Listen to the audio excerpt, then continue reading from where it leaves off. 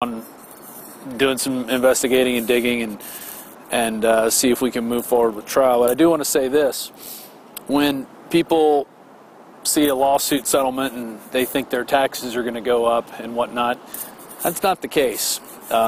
Cities purchase insurance when they have these events to cover against these losses. So there's already a company backing this, and one of the companies involved in this particular settlement with the city is either AIG or a subsidiary of AIG. I think their negotiations were in bad faith, and so we're moving forward. But before we go, I just wanted to show you, so that's the spot where I got arrested. If you've seen Police State 4, there's cops lining up all around us over here. And before that, I was over in this area, Heinz Chapel, and that's where there's a spot, I guess in the intro you could see where there's a cop that points a gun at a couple of girls to scare them off and whatnot. And if you look all around, there's a hill down there. There was a protest going on over across the street, which is initially why the cops were called out. Understand and respect that right, because it is more important and more valuable than any order that you are giving that is unconstitutional. There are more police officers here than there are protesters. And about 1,500 riot police showed up, probably more, and sequestered that protest, which was against police brutality. And then they decided, since so many people would come out to see what's going on, so many college students, they decided it was time to practice their kettling tactics on them. This is my opinion, of course. But you can hear it. You can hear it in Police State 4, where we put some of the radar, or the scanner, police scanner audio on. How they're talking about how they're going to attempt encirclement. They move on up the street, and they're going to push down. And they actually staged over here on this street as they were pushing people up this way. So they were pushing them this way, and they already had cops on the back end ready to entrap people. And this is after they told them to leave. And I have on video of a female journalist who was allowed to leave right before I was arrested. And she showed her pass. They let her through. I walked up, tried to show my pass. The first officer that I talked to initially said, "Yeah, you can go, but you have to, you can get out of here, but you have to leave." And I told him I would leave and would not stay. Let's just put the camera on. Sir, you understand you have to leave. Do not come back, you're going to be arrested. You understand that? Yes, sir. Okay. And then a female officer came out and said, no, he's not with the press. And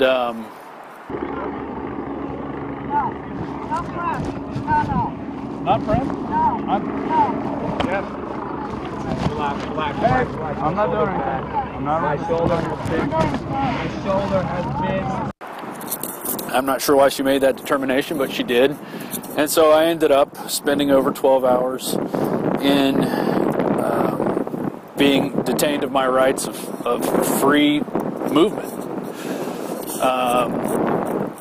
I was put in handcuffs. I was taken to another location during this time. I tried to talk to the officers to get them to show them my press pass, that I was indeed press. I was being paid. I was on assignment. It's a little different than a citizen journalist, but that there was no reason that I should have been detained. And as a result of being detained, it's one of the things that really changed my outlook on the system and police in general and their tactics. There was, no talking with these people, and they were all just doing their job, as they said. Just doing their job, pushing college students around and terrorizing people. So anyway, this is, I think these are the grounds of the Cathedral of Learning, which is behind me over here. That's the Cathedral of Learning. This is Heinz Chapel. And you know, there's not much to say. I guess I'm going back home. It was kind of I feel like it was pretty much a wasted trip. And, but let me reiterate that people who think that their property taxes or that their sales taxes are going to go up as a result of these lawsuits, that's not how it is. These things are paid for by insurance companies already, and they take out these insurance policies, and those are the people holding the money. And incidentally, these are the companies that we also bail out with our tax money. So maybe in effect you could say it is your tax money, but it was already paid for when the government decided to bail these companies out. One of which was AIG. So that's about it. That's about all I have to say. It was pretty interesting coming back here and seeing this place in the daylight. I don't know if you can see this. Let's see. Way in the background over here, right along the fence line, there's these hedgerows that they had fences in, and they're pushing people into them. I have on video them knocking this guy who was dressed up in zombie makeup. He came out to be a zombie protester, much like our zombie population who allows this stuff to happen. And they don't do much. They don't speak out. And this is why we're in the position we're in now. And it's not going to change unless people wake up, wake other people up, and start to talk about this stuff. Because this needs to be the vernacular. This needs to be what we're talking about. Why are we supposedly the greatest country in the world, and yet we're treated like prisoners in our own country? Why do we allow ourselves to get felt up in the airports? Why do we allow them to use body scanners on us? Why do we allow them to create a prison industry that is operated for profit by private companies, which then leads to people being arrested and lots of laws being created to arrest people? Why do we have that? Those are the questions we're really going to need to face in the next few years, in addition to our collapsing economy. Because it's coming, and the indicators are there. And we just have to ask ourselves, is that the kind of country we want to live in? Do we want to be a third world country where we're lowering our standard of living to beg other countries to come here and be tourists? Because that's what's coming. So,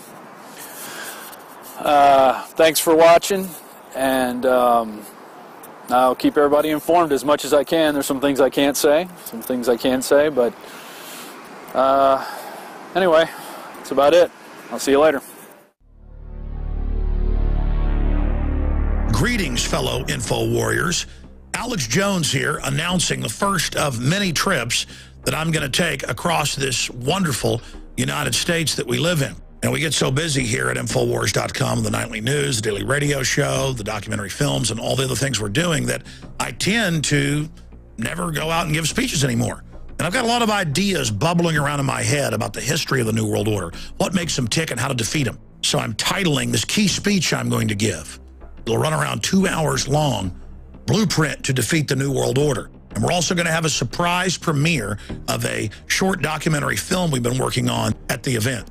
First off, I'm going to be going to Dallas, Texas, Sunday, February 19th, 2012, to the historic Lakewood Theater. And the next Sunday, February 26th, I'm going to be in Orlando, Florida. You can find out more about the events and buy tickets at INFOWARS.com/events. Now, unfortunately, every event I've ever had, we've had to turn people away. So get your tickets early at INFOWARS.com/events. There's a lot of crazy stuff going on in this world. And the craziest of all is this explosive awakening. I can't wait to meet you and shake your hand. I'll see you in Dallas, and I'll see you in Orlando. INFOWARS.com/events.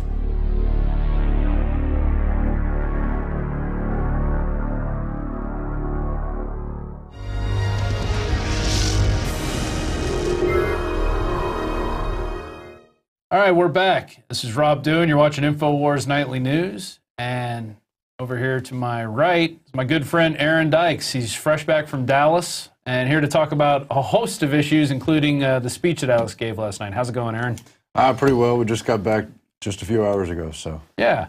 So tell me, how was the speech? a lot of people, there's a lot of comments out there. People seem really psyched about it. I saw some photos. The crowd's energetic. I mean, of course, Alex is reaching millions every day on the web and everything anyway and through the radio, but there's really something about the energy of a crowd with a packed house. It was totally sold out in a theater, an old classic theater that seats 800.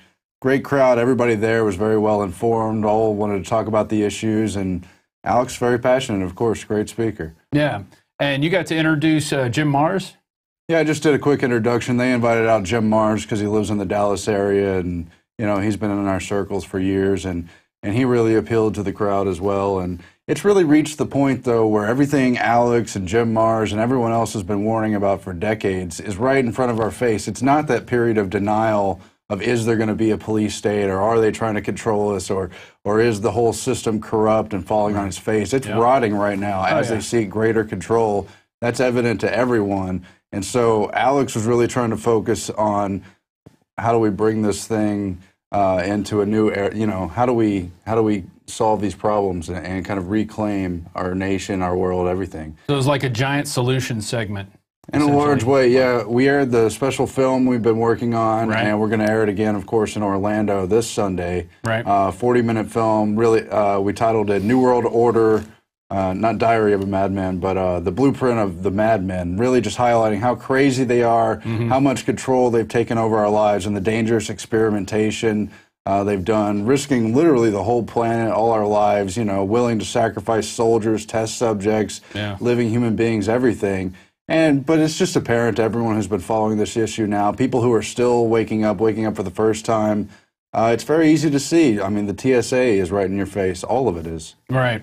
And it starts off with Alex kind of doing his dark parody in the coffee house and moves on, or how did it go? I didn't see the whole thing yet. Yeah, it starts with the parody that's been online already, and then it moves into just covering all the issues, kind of similar material to what's in Endgame, but updated with new stuff. The Gates Foundation, of course, has become even more important than the Rockefeller Foundation. We really pointed out a lot of lies and how they've invested themselves in lying in the system, how they've given power to these lies, and cowards out there and people in the dark accept those lies and give them even more power. So we're trying to shed a light on that, and Alex really makes the case it's time for that house of cards, that house of illusion that they propped up, that has to fall one way or another. Because if it rots slowly, it's going to hurt a lot more. Right. Same stuff Ron Paul's talked about. Totally. And Bill Gates seems to have taken the active upper management role in making this, especially the depopulation agenda. Maybe not so much in the world banking, but depopulation seems to be his main focus. And especially when you look at, what was it, a couple of years ago, we found out how he was putting most of his new investment into the gut, into the immune system. That's where most of your immune system lies, and how to affect that and things you can do to that. So that doesn't spell anything good for us at this point. Yeah, I mean, it's all on the wings of giving and how charitable and nice he is. But what he's using his research dollars for is vaccine technology, research into how vaccines affect the gut immunity, all the gut flora and the things that happen inside the body. They're studying that specifically, as well as things like how to destroy sperm covertly or through vaccine technology, and a lot of other really creepy stuff, just designed to take over our lives at the individual level as they're consolidating us at the global level. Totally. And speaking of creepy, the McPetrie that I was looking at that article, we covered it earlier, and I mean, that is just